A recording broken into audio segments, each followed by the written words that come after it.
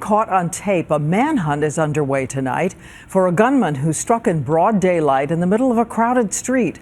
A young man killed execution style. Here with the new images, ABC's John Triffin. This is the chilling image just moments before police say a suspected hitman pulled a gun from his pocket and put a bullet into the back of the head of 31-year-old Brandon Lincoln Woodard, a father and aspiring lawyer from Los Angeles. Police are now looking for this man who somehow managed to slip away with more than a dozen witnesses nearby in Manhattan's Columbus Circle. Here's how the calculated murder went down. Police say around 1:20 Monday afternoon, the suspect arrived at the scene waiting for his victim. 30 minutes later, he gets out of the tan getaway car, talks to his getaway driver, and scopes out the scene. Watch as multiple people walk by, getting a glimpse of the killer before he pulls his hood up, then begins pacing up and down the block, even passes by his target. Minutes later, as Woodard is walking down this busy street with surveillance cameras catching his every move, the suspect walks up from behind. Police say that's when the victim looks up from his phone, instinctively turns around, but decides to keep going. Seconds later, around 2 o'clock, that's when police say the suspect pulled out a silver semi-automatic pistol, firing the fatal shot. The hitman then calmly gets into the passenger side of the getaway car and takes off. Nobody saw him. There were 50 people at least on that corner. Nobody's seen the guy. ABC News has learned Woodard had more than a dozen arrests dating back to 2004. But police say they still don't know why someone wanted him dead. What's good, y'all? What's the Numbers TV? It's your boy, Poe Rowe. Make sure you subscribe to the channel if you're not subscribed already. And like the video if you appreciate the content that Poe Rowe and What's the Numbers I provided. Today we back on the profile piece. This one is on Bay Lloyd. In this video we're going to talk about his early years coming up in Queens. Then we will speak about the crowd in which Bay Lloyd ran with and some of the legendary names he's been associated with in his life. After that, we will highlight his relationship with his son, Bay Swag, before breaking down the situation that has Bay Lloyd serving 85 years in New York State Prison.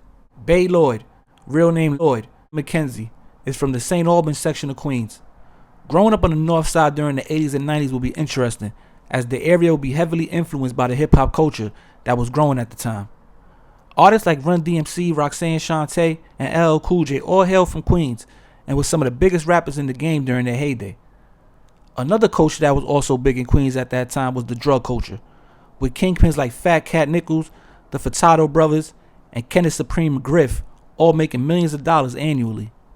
And Bay Lloyd would grow up right in the thick of things, with his love for the streets and music growing organically.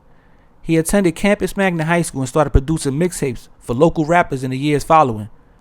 By the year 2000, Bay Lloyd would become a father after his son Little Bay was born.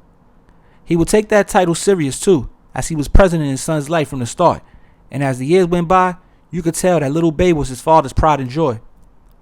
Presenting himself to be a record producer or club promoter to people he just met, Bay Lloyd was known in a lot of different circles in New York City, and actually worked with a Tribe Called Quest and Swiss Beats in the past.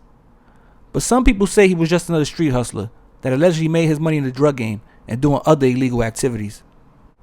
Bay Lloyd would be affiliated with Slow Bucks, which was a crew of younger guys also from Queens that had a hip-hop inspired clothing line. Slow Bucks had a nice little run from about 2010 to 2014, where they were one of the more well-known crews in the New York City rap game, before a situation with 50 Cent in 2014 kind of put a black eye on their movement and caused some confusion with those around at the time. Bay Swag, which is Bay Lloyd's son, was introduced to the public as a rapper through the Slow Bucks umbrella as one of the youngest in the game doing it. And through his father's relationships, Bay Swag would get a chance to be around some of the heavyweights in rap music from an early age. You could tell that the father and son duo were networking hard and building up their sound musically to eventually get a deal with one of the major labels that's out there, like a Def Jam and Interscope. But right when things were heating up for the two, the arrest of Big Bay Lloyd in December of 2015 would leave his son out here alone to chase his dream. Now, to explain what Bay Lloyd got arrested for, we gotta go back 3 years prior to December of 2012, when Brandon Woodard was assassinated in broad daylight as he strolled down West 58th Street near 7th Avenue in Manhattan. According to police, Brandon was allegedly on his way to meet Bay Lloyd to collect $161,000 from him for 5 kilos of cocaine he gave Bay on consignment a month earlier. But rather than pay for the drugs, the police say Bay Lloyd set up the meeting instead to kill Brandon, and as Brandon walked down the street not knowing what was about to take place, a man who had got out of a Lincoln MKZ minutes earlier pumped a single bullet into the back of Brandon's head, killing him almost instantly. Brandon, who was a law student at the time of his death, was basically selling and fronting different dudes bricks of cocaine at a marked up price, making tens of thousands of dollars in profits.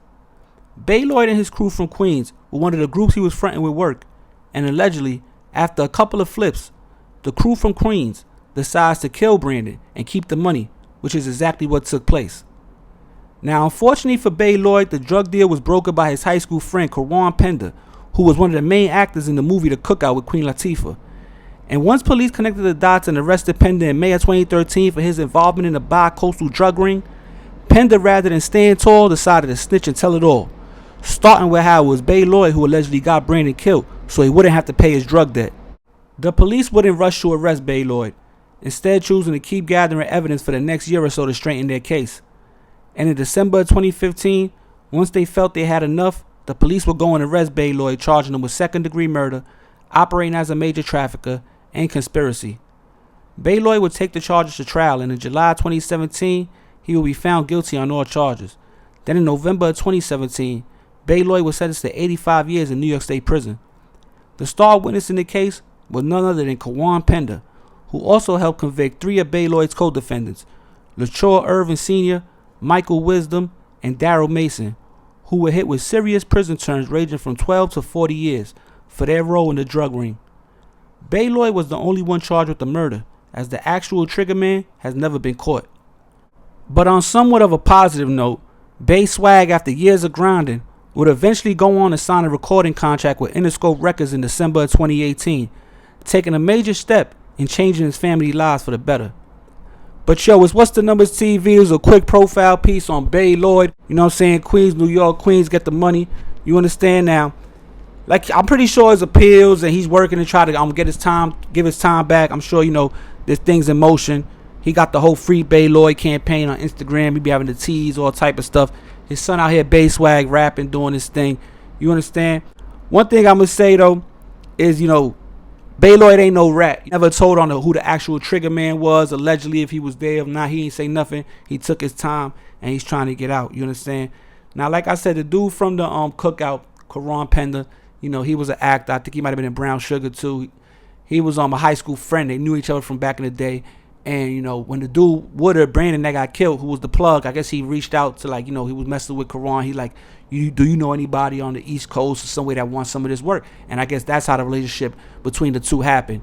And also, I think they tried to say Lloyd was texting Karan Pender to meet up with Brandon. So he was like the go-between. Like, before Brandon gets shot, you see him looking in his phone, and they're saying, I guess he's texting back and forth with Karan, because he's the one relaying the message that Lloyd supposed to be had said him. Now, this is all stuff that came out. Y'all could just Google these things and see, the particular details. So I read all the paperwork. I seen some of the stuff, like as far as how they kind of some of the evidence they used against Lloyd was the rental car. It got found in I don't know if it was his name or not, but some got found with some of his personal belongings. And then they got a video or pictures of them going through when they were allegedly driving back to Queens after the murder.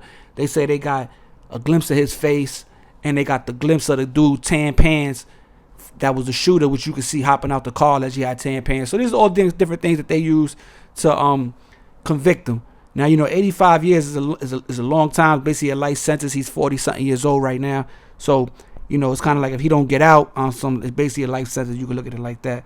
Now, I just want to say, this is the only spot you got the Lloyd profile piece. You understand what I'm saying? I know you probably seen it on the gram. You probably know who his son is. Well, now here's the profile piece on Lloyd. Make sure y'all go subscribe to the channel. We at 80,000 strong, trying to push for that 100K. Go follow the Instagram. We over 1,000 over there, 1,200. We trying to grow. We trying to grow on all social media platforms. Go follow Batty Bills. And we back before you know. You need promo? Make sure you get at me. WhatsTheNumbers TV at yahoo.com. We back before you know, man. We out here. Po Row. Peace.